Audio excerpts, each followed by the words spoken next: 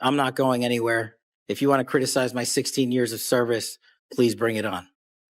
Well, in just hours, FBI Director Kash Patel is scheduled to face lawmakers again after a very contentious hearing yesterday. Several Democratic senators hammering him over firing decisions and falsely announcing the capture of a suspect in the Charlie Kirk case. Patel pushed back, at times getting into verbal shouting matches with lawmakers as he defended. Kash Patel, who's been the FBI director for some time now, found himself in a bit of hot water recently during a heated hearing. Lawmakers really laid into him, especially those from the Democratic side, questioning some firing decisions and his claims about capturing a suspect in the Charlie Kirk case. Even with the pressure on, he didn't back down, engaging in some verbal sparring matches with the senators. Now it sounds like things have taken a turn for the dramatic since a federal judge reportedly threatened him with immediate arrest because of serious allegations. The buzz about his imminent arrest is spreading like wildfire, and it's amusing to see how different the actual facts are compared to what's being circulated in viral videos. So let's break it down. The videos claim that Patel is on the verge of being arrested and is freaking out over his involvement in Trump-related investigations. They suggest he's facing imminent criminal troubles. But here's where the truth kicks in. As of March 13th, 2026, Kash Patel is still the active director of the FBI, and there's no solid evidence pointing to any real threat of arrest or ongoing criminal investigation against him. He's not in panic mode by any reliable account. What's really happening involves two noteworthy points worthy of mention, but neither of them entails any looming arrest.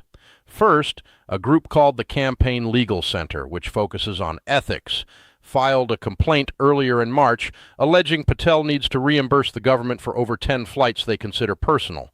One of these was to Milan, which included a brief meeting followed by a trip to the Olympic hockey gold medal game.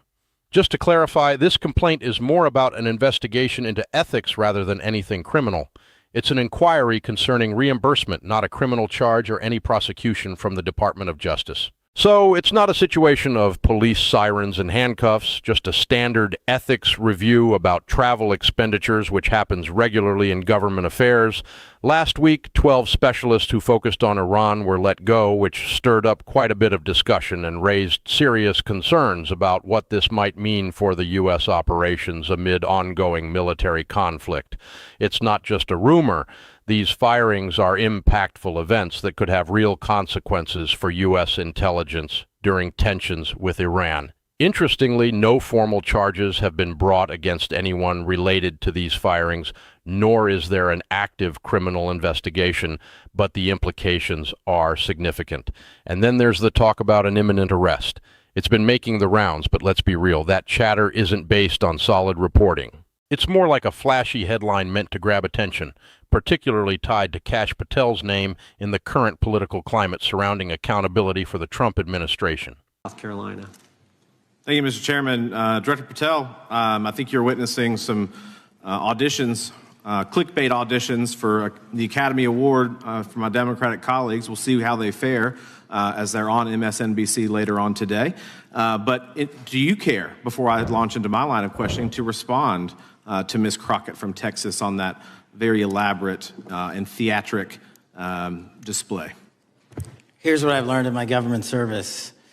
I don't give a damn what they say about me as long as I'm succeeding in the mission. We're succeeding in the mission because the men and women of the FBI have never been empowered to do more work and to hit the streets harder than by President Trump's authorities and resources he's given us.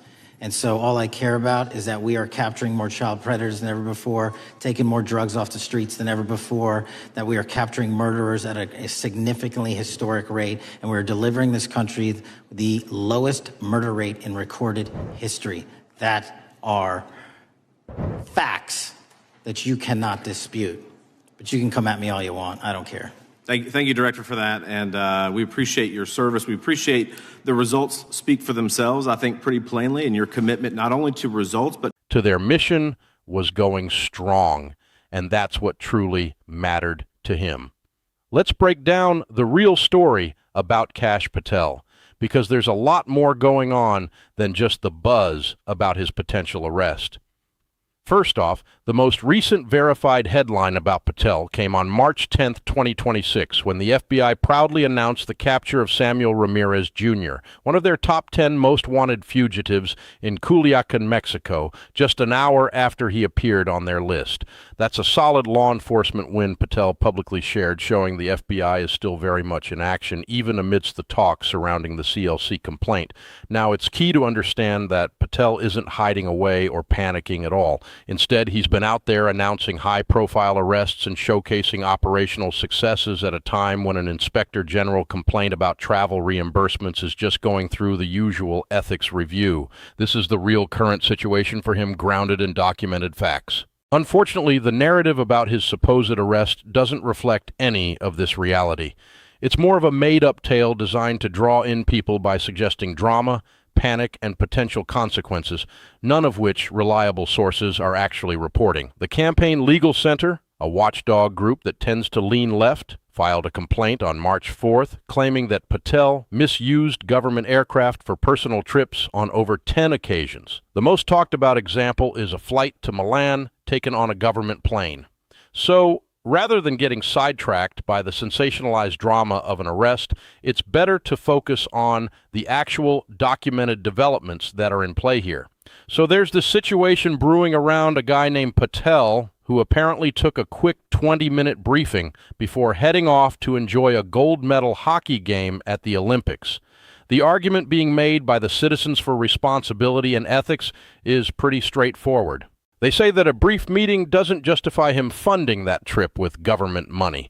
As a result, they believe he should pay back the government for that outing and similar trips. This complaint has been sent to the Inspector General, which is a department within the FBI that looks into any misconduct claims and decides what kind of action should be taken.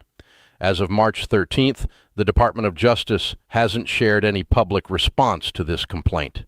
What typically happens next is a routine ethics review, which might lead to various outcomes like a reimbursement requirement, a clean bill of health with no violations found, or even a recommendation for further action. It's worth noting, though, that none of these scenarios involve arrest or criminal charges. What's interesting is that the Citizens for Responsibility and Ethics are just trying to hold people accountable regarding government travel expenses. They're not out for blood with arrests. It's more about ensuring proper procedures are followed. On top of that, there's another noteworthy story involving Patel. It's about him firing 12 experienced analysts who specialize in Iran. These were not just any analysts. They had a wealth of knowledge about Iranian military and intelligence operations, which is critical, especially considering the ongoing military conflict involving the U.S. that's already claimed the lives of 8 Americans and injured 350 more, plus driving oil prices sky high. Given that this war is very much active, the timing of dismissing seasoned analysts raises serious flags among intelligence and national security professionals. The decision to remove such knowledgeable staff right when their insights are most needed could have some real consequences for U.S. intelligence efforts. The firings were significant in their own right, but interestingly, there haven't been any charges or criminal investigations linked to that situation. So, while the complaints and firings are serious developments, some of the more sensational claims seem to be overshadowing the real issues that need attention. Let's dive into what's going on with the Kash Patel situation and how it fits into the bigger picture of personnel choices within the Trump administration. It's interesting, really. The articles about impeachment and DOJ corruption are tied into this, but as of March 13th, it's not a criminal issue yet. So, first things first, let's talk about the CLC complaint. This complaint was filed with the FBI's Inspector General, which is an independent office that looks into any allegations of misconduct at the FBI. It's not filed with the criminal division of the DOJ or any grand jury. Just to clarify, the Inspector General is all about investigating and making recommendations. We're talking about disciplinary actions and policy changes here. This whole process could stretch over several months or even years. So, it's definitely not quick. What's interesting is that reports from these investigations can lead to various outcomes, like needing reimbursements or even sending things over to the DOJ if there's any hint of criminal activity. The complaint itself claims there was some improper use of government aircraft, which is something that these oversight offices look into quite frequently. Typically, these kinds of complaints end with reimbursement rather than criminal charges. For the CLC complaint to lead to any criminal consequences for Patel, it would have to go through the whole process from the Inspector General's investigation to a finding, then to a referral to the DOJ, and finally to a grand jury indictment. But right now, none of that has even started. The complaint was just filed 9 days ago, and there hasn't been any response from the DOJ. No findings reported by the Inspector General, and certainly no criminal referral yet. It's amusing how there's a narrative floating around about an imminent arrest when the actual pathway toward that hasn't even begun. Plus, the specific allegations about his travel during the Milan Olympics are definitely worth a closer look. It's interesting how the CLC filed that complaint, and the outcome seems more likely to end up being about reimbursement rather than any criminal charges. They argue that just because there was a quick operational briefing doesn't mean an extended trip to the Olympics should count as official government travel. That's a bit of a gray area, and it definitely raises some ethical eyebrows. You see, government officials using official resources for personal gain is something inspectors deal with all the time, but it can range from being clearly wrong to a bit murky based on the specifics of the situation and how time is labeled during a trip. In this case, there was indeed a legitimate briefing and some official business was done, but the trip itself lasted way longer than the actual official activities. The way the Inspector General interprets these details will really shape the outcome. That process is still underway, and so far there hasn't been any conclusion. Whatever they end up deciding, whether it's just reimbursement needed, no violation found, or that incredibly unlikely criminal referral, it's not going to happen anytime soon. Certainly not on the timeline that's buzzing about imminent arrests. Then there's the firing of those 12 experienced Iran analysts. And that connects directly to the larger narrative surrounding the Iran war accountability that seems to be woven into everything happening politically right now, which also ties back to the impeachment articles in the midterm fight for accountability. Firing such a significant number of experts right when the U.S. is actively engaged militarily in Iran isn't your standard personnel move. It's a very personal decision made during a critical moment in American military history, precisely when having skilled insights into the adversary is most crucial. Those national security and intelligence professionals bringing up concerns through the whistleblower reporting aren't just complaining about typical HR issues. They're highlighting serious operational worries about the diminished capacity to evaluate Iran's military capabilities, intelligence, and decision makers at a time when those evaluations are most vital for U.S. interests. It's really significant to note how military operational choices can have life or death ramifications, especially considering that 8 Americans have already lost their lives and 350 more are wounded. These operational issues are not just theories. They are documented facts that tie into a larger conversation about accountability within the administration. It raises concerns about whether the decisions regarding personnel in the intelligence community are actually based on what's best for operations, or if they are simply about playing favorites and loyalty.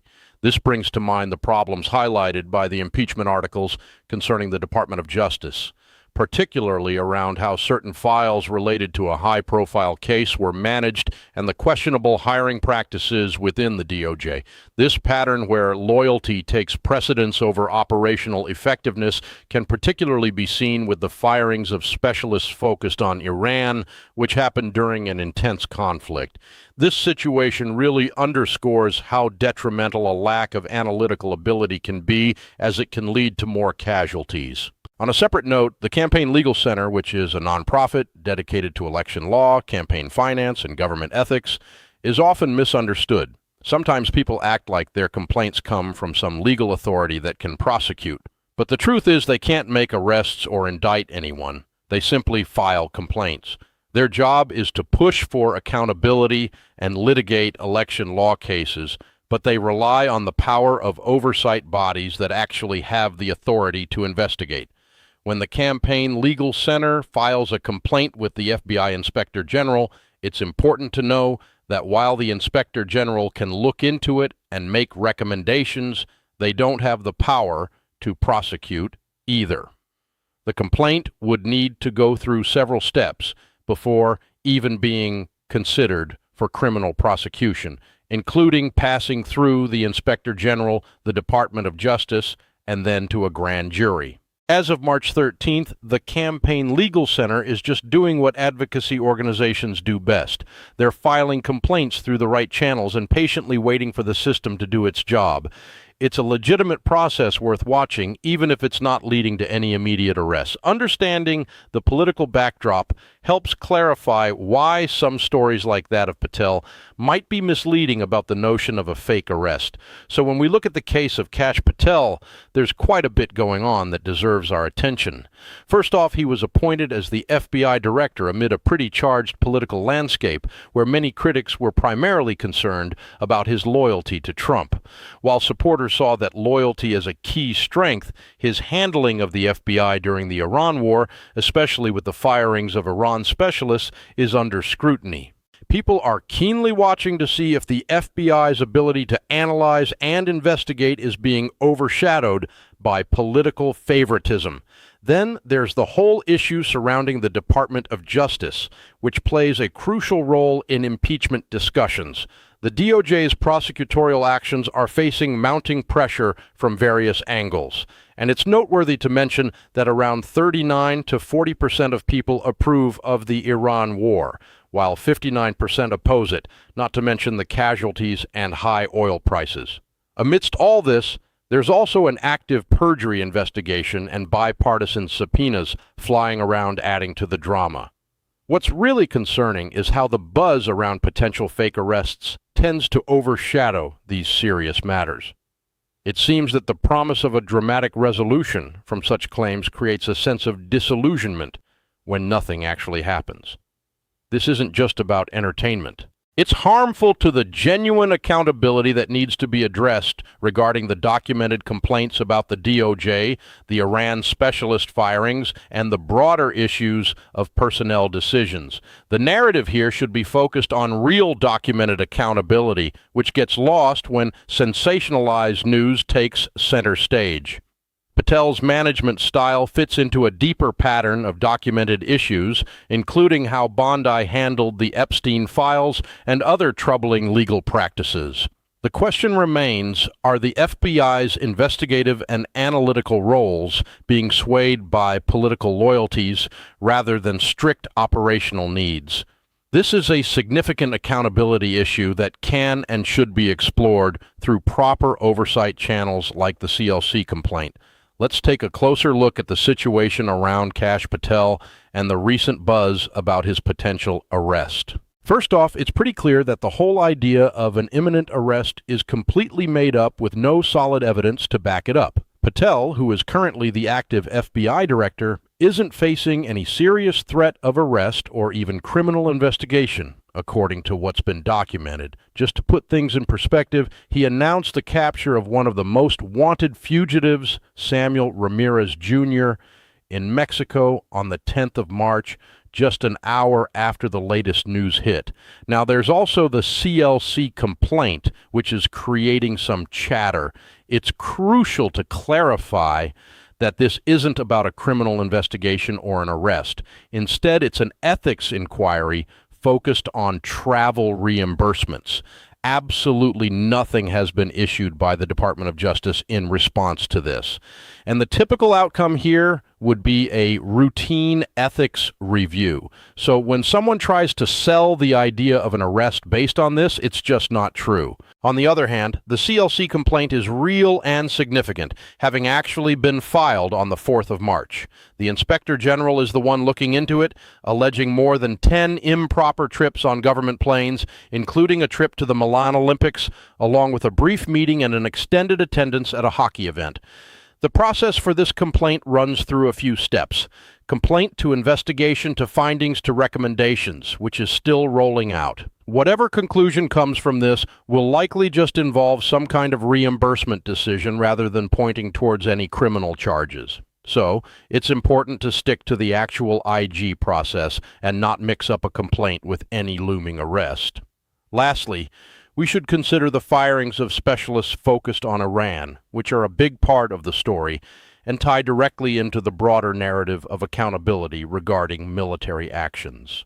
During active U.S. military operations against Iran, 12 experienced analysts were let go, raising real concerns among national security experts about the loss of critical analytical capability, especially when we've already suffered losses, with 8 Americans dead and 350 injured. Removing such expertise from the FBI at this time only adds to the worries about the situation in relation to the Department of Justice. So, let's break this down.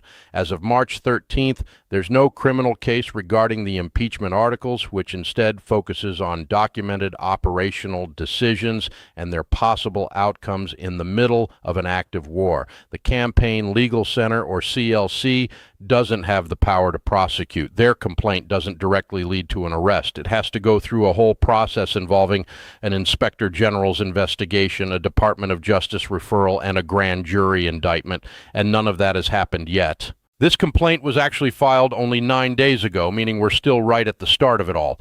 Right now we have Kash Patel, who is serving as an FBI director and isn't facing any credible threats of arrest as of March 13th, 2026. Just a few days ago, on March 10th, he made headlines by announcing the capture of Samuel Ramirez Jr., who was among the 10 most wanted fugitives. On March 4th, the CLC lodged a complaint claiming there were over 10 inappropriate government flights, including a controversial extension related to the Milan Olympics that went beyond a short briefing. It's important to note this complaint is more of an ethics inquiry than anything criminal. No response from the DOJ has come out either, so the typical result will likely be a standard ethics review. Last week, Patel also fired 12 seasoned Iran specialists amid U.S. military actions against Iran. A personnel choice that raises serious operational concerns for our intelligence, especially during a time when 8 Americans have been killed and 350 others injured. No charges have been filed regarding those firings, and there's no ongoing criminal investigation, just a straightforward staffing decision with clear implications during this conflict. All this chatter about imminent arrests without any credible backing really overblows the situation. The genuine stories about Patel are about an actual ethics inquiry and a decision made during wartime, which are significant facts in their own right, needing no dramatic flair added to them. The CLC complaint is valid. Those firings actually happened, and the concerns they raise have been documented.